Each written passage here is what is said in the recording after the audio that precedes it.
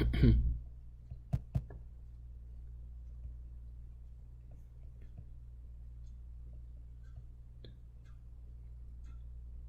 alaikum wa rahmatullahi wa barakatuh. Bismillah ar-Rahman ar-Rahim. Wassalatu wassalam ala nabiyyina Muhammad wa ala alihi wa ashabihi ajma'in, amma ba'd. Jum'ah Mubarak to each and every one of you. We ask Allah subhanahu wa ta'ala to make it a blessed Jum'ah, or what remains of it. And I remind myself and the audience that there is an hour every Jum'ah that if a person makes dua in it, then that dua is accepted. And the common opinion is that that hour is between Asr and Maghrib. So Asr begins in about 30 minutes or so. So after Asr till Maghrib, and add to that the dua that's accepted of the one who's about to break their fast, then it's an opportunity for us to really reach out to Allah subhanahu wa ta'ala, build that relationship, and seek His help for the problems or concerns or wishes that we have. So we ask Allah subhanahu wa ta'ala to give us the tawfiq for that. Yesterday we began speaking about the parable in Surah Ibrahim of the tree, and we finished the first part of it, and we are left with a second part, and that is Allah subhanahu wa ta'ala says, وَمَثَلُ كَلِمَةٍ خَبِيثَةٍ كَشَجَرَةٍ خَبِيثَةٍ اجتثت مِنْ فَوْقِ الْأَرْضِ مَا لَهَا مِنْ قَرَارٍ. And the example of a bad word, that's how it's translated, but that sounds strange. But the example of a impure word. So yesterday Allah subhanahu wa ta'ala mentions the example of a pure word, and here it's an impure word. So yesterday's tree was a tree of Iman, and one can imagine that this parable, one could probably guess that this parable is talking about the precise opposite, the exact opposite of it. And the exact opposite of Iman, of course, is kufr or shirk, disbelief. Now, just to refresh our minds, Iman is sourced in Tawheed, in monotheism, that there is none worthy of worship except Allah subhanahu wa ta'ala. That is the purpose of our creation. That is why Allah subhanahu wa ta'ala sent messengers and revealed revelation, gave us revelation. That is why Allah subhanahu wa ta'ala establishes the day of judgment, causes it to occur, and that is why there's paradise and hellfire. People of Tawheed, those who believed and lived by Tawheed, then they are the people of paradise, and those who rejected it after the truth has come to them, then they are the people of hellfire. So these two parables in Surah Ibrahim alayhi salatu wassalam, are referring to exact opposites. Yesterday was the tree of Tawheed, of belief, and today is the tree of shirk and kufr. And it's important to recognize this as we analyze the verse itself, because when we look at the rest of the parable and the elements and the illustration that's presented in the verse, we will better understand why disbelief, why shirk is something we want to distance ourselves from a lot. Also why it's so important to give da'wah, call people to the truth, because someone who is living a life based on shirk, based on disbelief, essentially they will be like the way Allah subhanahu wa ta'ala describes, as we'll get to in just a second. So Allah subhanahu wa ta'ala here, the impure word is shirk, and in all of its forms. And there is no one word that it's referring to, but all forms of shirk and all forms of rejection. Back in the day, polytheism was very prominent, and that is the notion that there are entities besides Allah worthy of worship. And although almost all, if not all, polytheistic religions will endorse a supreme God, like Quraysh, for example. Quraysh believed in Allah, and they believed that Allah was the supreme God, and they believed that He was the creator and the one who is in control of all things. But there were other gods as well, right? That God, Allah subhanahu wa ta'ala, owns these gods, but nonetheless these deities are special for one reason or another. And based on their belief, they would go to certain entities, idols, and invoke them, make dua to them, do acts of worship for them, slaughter for them, etc. Why? Because their shirk created this perception that these entities had certain capabilities, right, that is beneficial or harmful to them. So they would go to these idols, for example, Allat, right? That's the one of the deities mentioned in the Quran, and Allat was one of the prominent idols of Arabia during that time. So some Arabs differed based on customs and based on their tribe. So you find variations of polytheism within the Arabian Peninsula, but they all go back to shirk. So some Arabs some polytheists view these deities as being not capable in of themselves, but that they have a special place with Allah subhanahu wa ta'ala. And therefore they would go to them claiming that we as individuals are too impure to directly engage Allah subhanahu wa ta'ala. Therefore we need these intermediaries, right, these shufa'a, intermediaries, to do intercession for us, to intercede for us, to go to Allah on our behalf. And Allah subhanahu wa ta'ala mentions this, مَا نَعْبُدُهُمْ إِلَّا لِيُقَرِّبُونَ إِلَى اللَّهِ زُلْفَى. We do not worship them except so that they can bring us closer to Allah subhanahu wa ta'ala. However, Allah subhanahu wa ta'ala deems this an act of shirk and deems it a punishable offense. In fact, the most severe offense. And the consequence of someone who persists in such a state after Tawheed has been presented to them and made clear to them, then the consequence is eternity in hellfire. And we ask Allah subhanahu wa ta'ala to protect us and to guide us all. So why is this so problematic? Well, for the following reason. And it's important, by the way, that we really understand why shirk is problematic. Ask yourself the question, let's be honest with ourselves. If my child or some non-Muslim were to come to me and say, what's the big deal? Why isn't Allah why can't we worship other than Allah? Allah doesn't need anything from us. It's not going to harm him in any way. So what's the big deal? Well, in fact, 99% of Muslims, my guess, is that they won't be able to go beyond the fact that, Allah said it's wrong, and they won't be able to go beyond a very generic answer. Well, I hope the sisters who attend my class can give a little bit more in-depth analysis, but inshallah this will be a refresher for them, and inshallah some highlights for those who may not have come across it before. So why is this notion of having an intermediary problematic? For the following reason. The question is, does this deity, does he have influence over Allah subhanahu wa ta'ala, to where if Allah made a decision, this intermediary can come and dissuade or change Allah subhanahu wa ta'ala's opinion? This is the question that needs to be asked, because in reality that's what this idea of shirk, or this form of shirk, goes back to. Do these deities have influence on Allah subhanahu wa ta'ala to change his mind?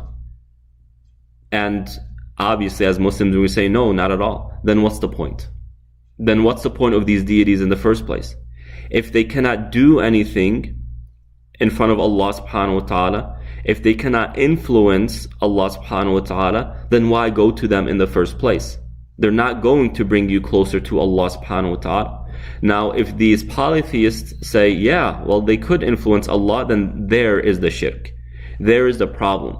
Because now that is describing Allah as being weaker than perfection, as being less than perfection. The fact that Allah subhanahu wa ta'ala, if he can be swayed, shows that Allah subhanahu wa ta'ala's opinion is not clear-cut in of itself, or that he is concerned with the reaction of the one trying to persuade him. For example, kings, right? You have kings. You have, let's say, President Trump and Boris from the UK. There is a strong alliance between the two, right? And they want to make sure that relationship continues. Why? Because they help each other out. they open trade routes, they make, the economy flourishes when they work together. And if a foreign force were to come, then they would come to each other's aid. So it helps strengthen their own selves and fortify their borders. Now, in order to preserve that relationship, they need to kind of express their friendship to one another.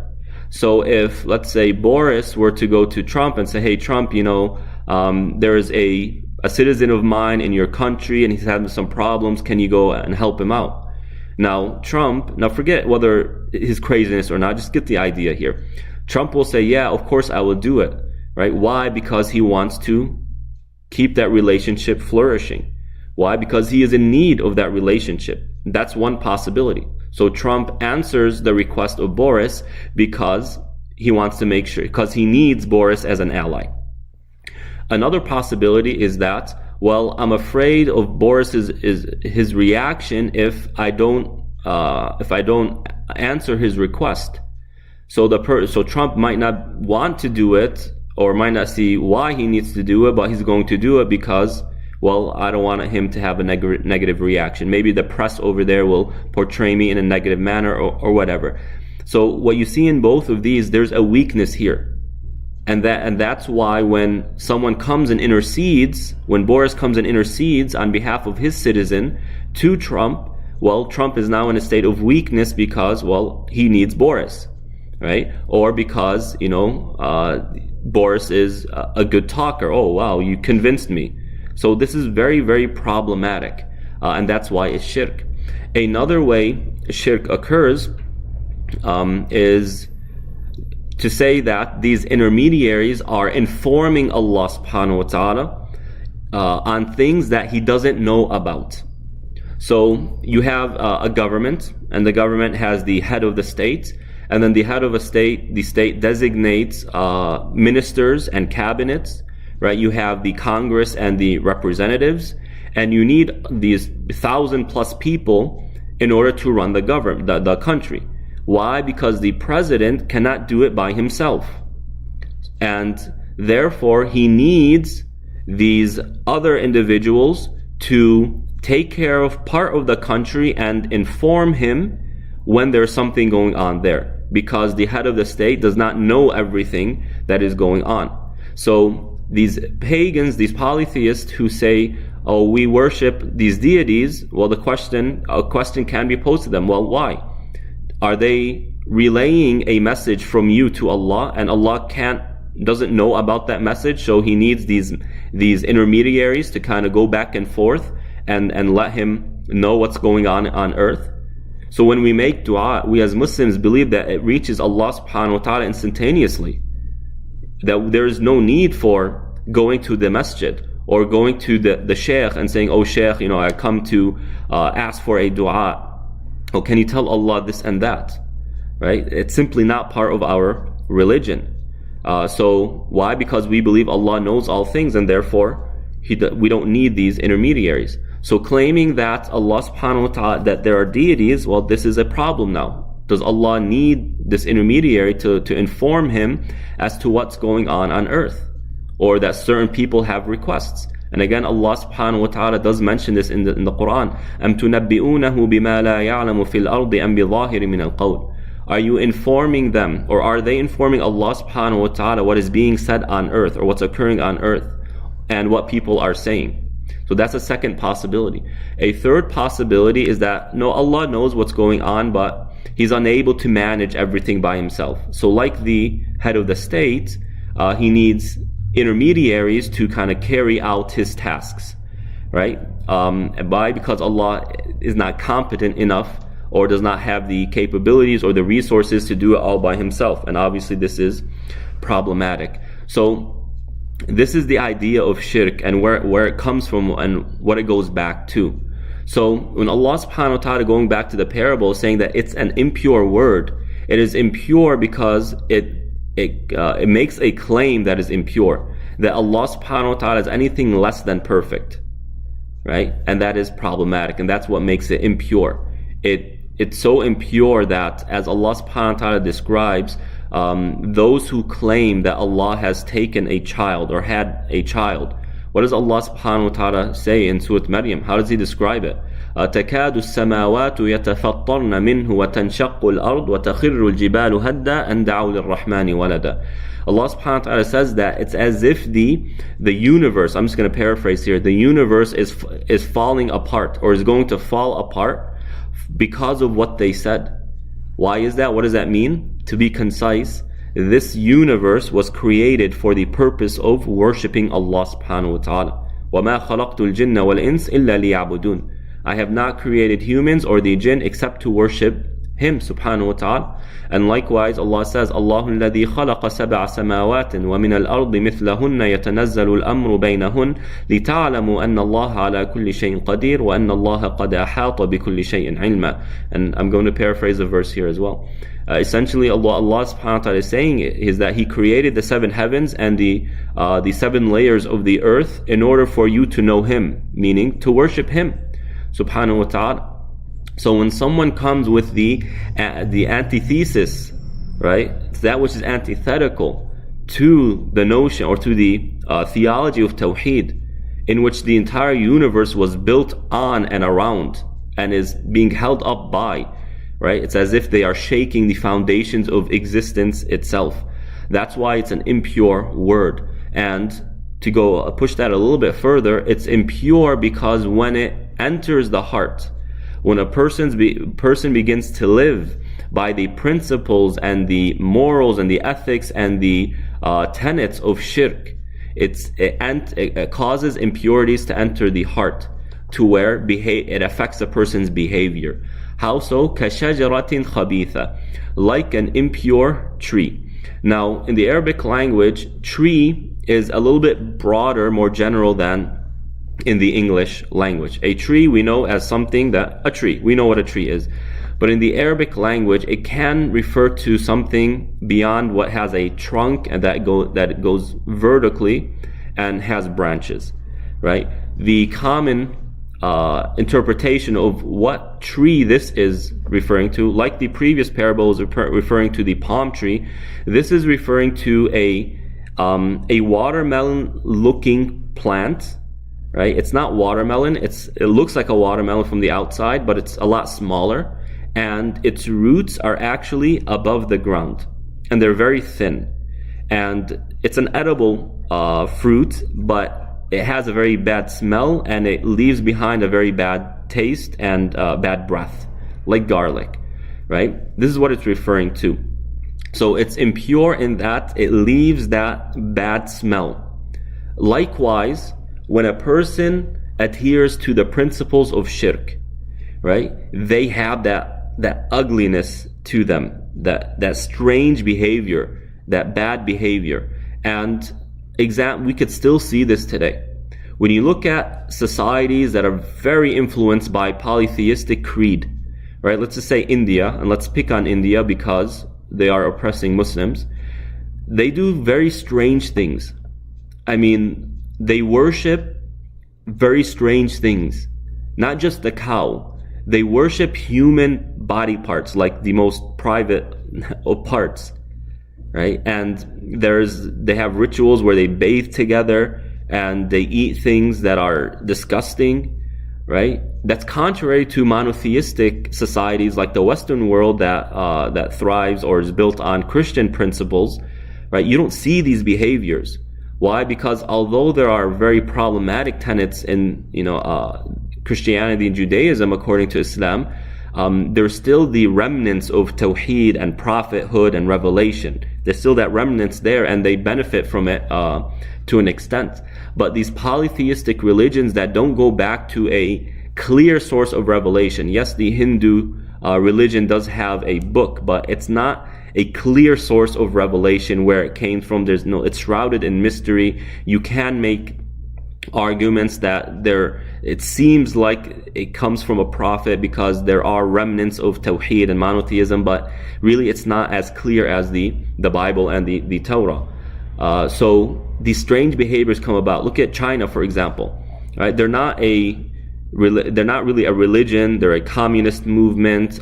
They go back to philosophies and philosophers, but they're still they have that shirk element where they eat very disgusting things, and they have no problem using the bathroom in front of each other. And you can Google this. There are some bathrooms that there are no doors to it, and these people are just watching each other, right? So like this plant, this tree is impure in that when you eat it, it leaves a bad smell.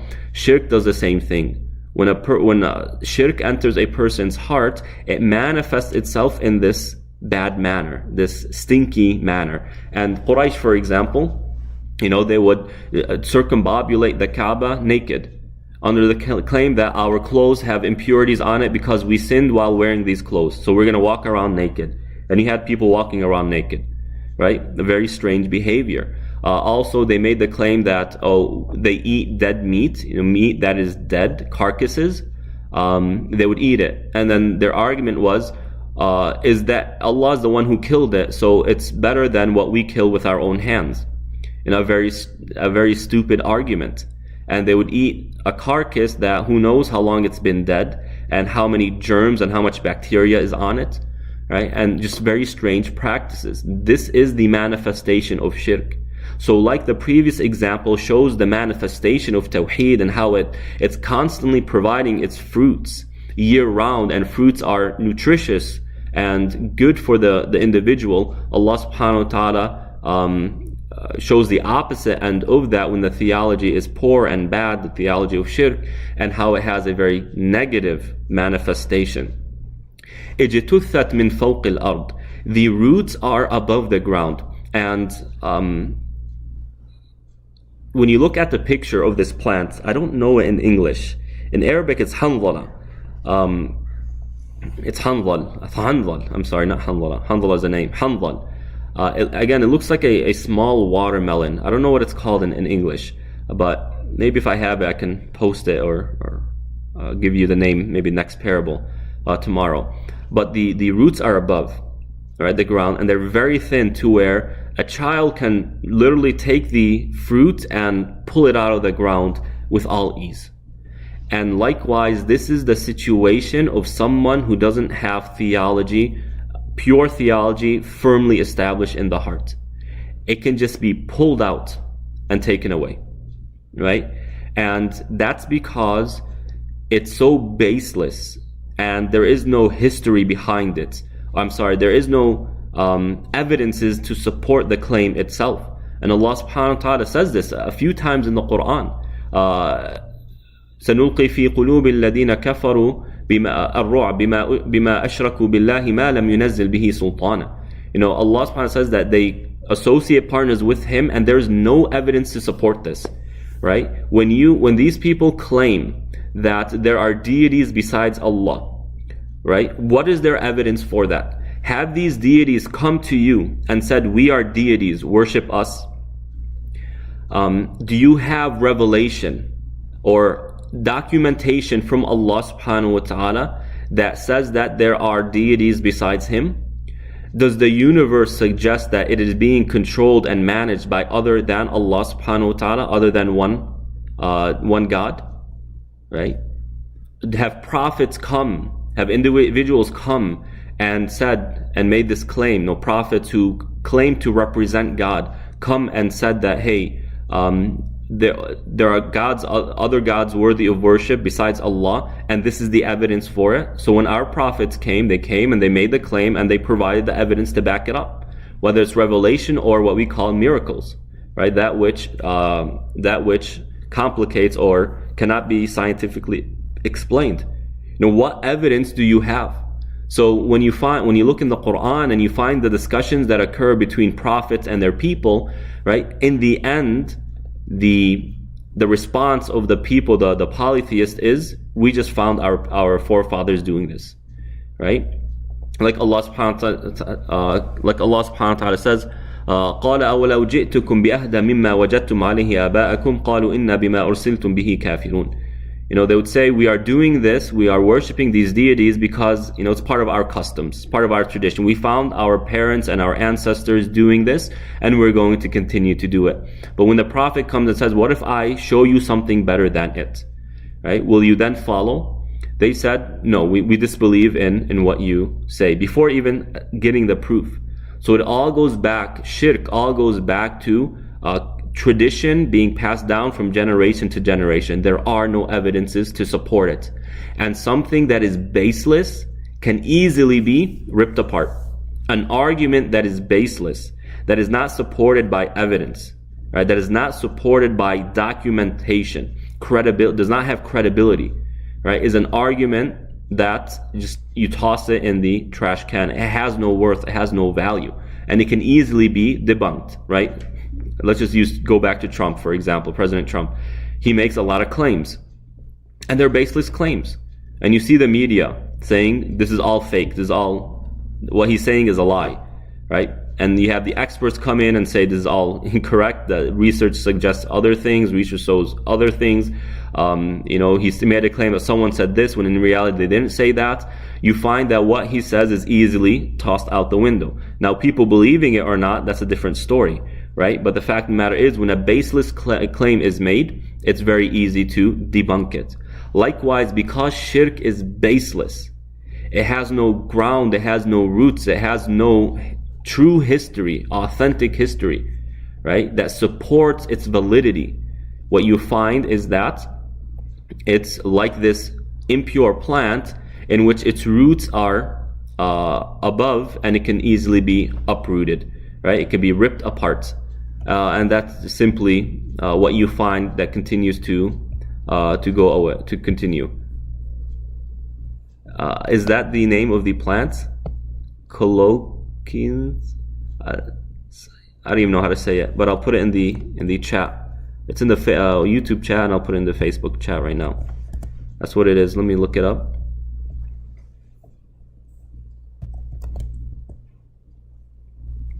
Yes, this is it.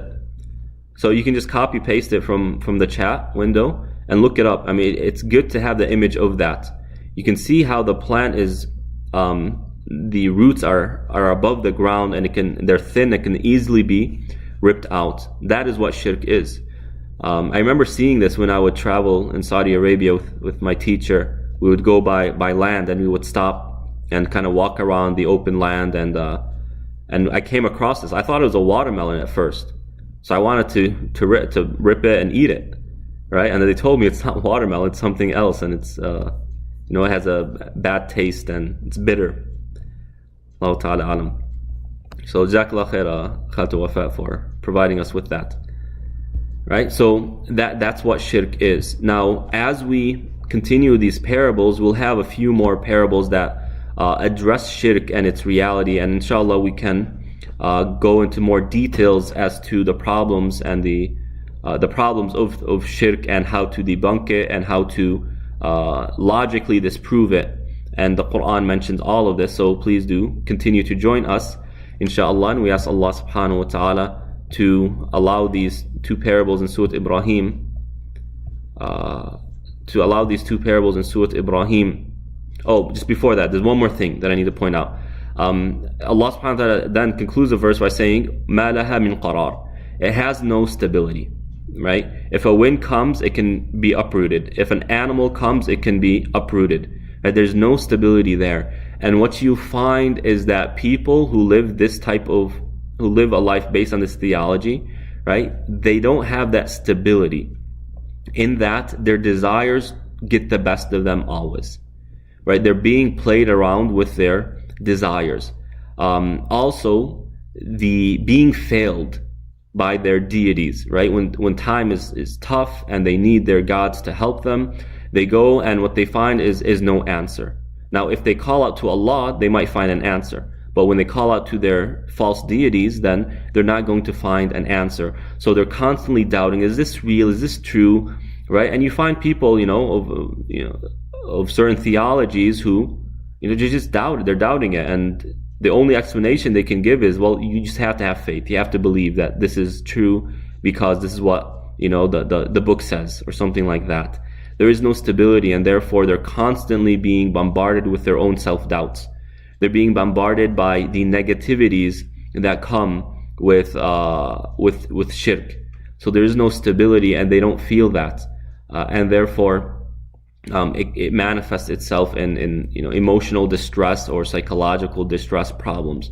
So we ask Allah subhanahu wa ta'ala to protect us from that and grant us the stability that Iman offers us, and to protect us from the various elements of shirk, inshaAllah. وصلى الله على نبينا محمد وعلى آله وأصحابه أجمعين. والسلام عليكم ورحمة الله وبركاته.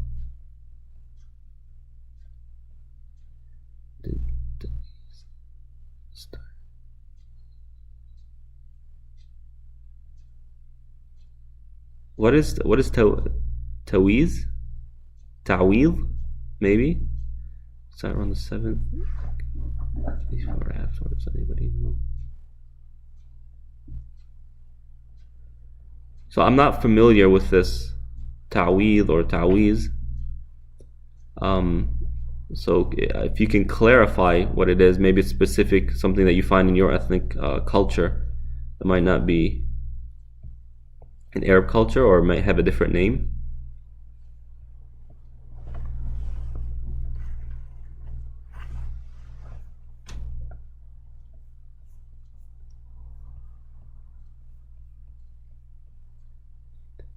Oh, so when they tie the okay, so when they tie like a ta'weez on the neck or something like that.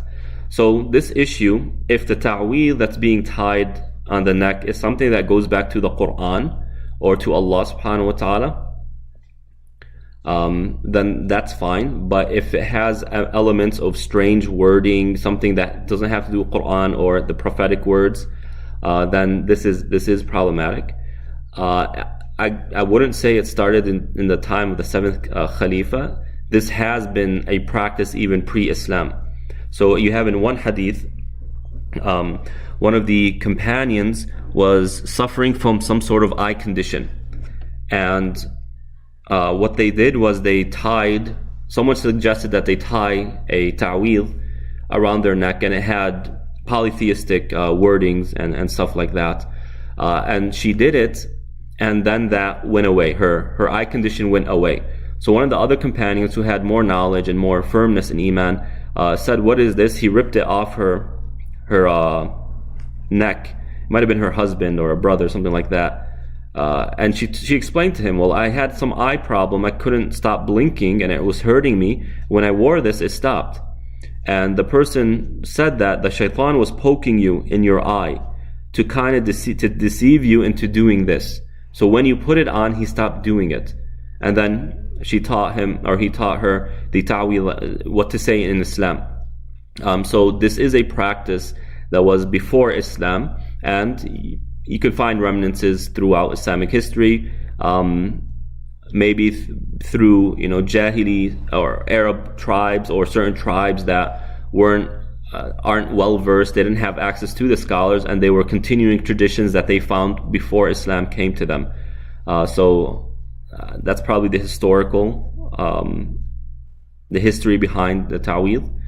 As for Islamically, then if someone is wearing something that's called a ta'weez and there is some written words inside and they don't know what it is, then they have to take it off, right? Because if we don't know what's inside, what's being said, then we can't risk that. This has to do with shirk, so we got to be careful. But any ta'weezat, Quranic words, the name of Allah subhanahu wa ta'ala, Quranic sayings, like ta'weezat from the Quran or Sunnah, is perfectly fine. If someone enters the bathroom, then they don't have to take it off entirely. They can just tuck it in their shirt. I know some of the sisters ask about this, or the guys who have a ring and it has Allah on it. They don't have to take it off. They can just tuck it in. If it's a ring, they can, the wording, they just turn it inside to where it's by the palm of the hand, and they can just close their hand. That's what the Prophet ﷺ did with his ring. And he used to use a ring, not for jewelry purposes, but for the seal. So as kings had back then, and delegates, they had a seal that would be on a ring, and then when they would send a message, they would put wax on it and then put the seal on the letter, so that the one receiving the letter knows that it's an official inquiry or an official statement or letter. Okay. I hope that answers the question, inshallah. And we'll see you all tonight for the Quran recitation and the nightly reflection. Wassalamu alaikum wa rahmatullahi wa barakatuh.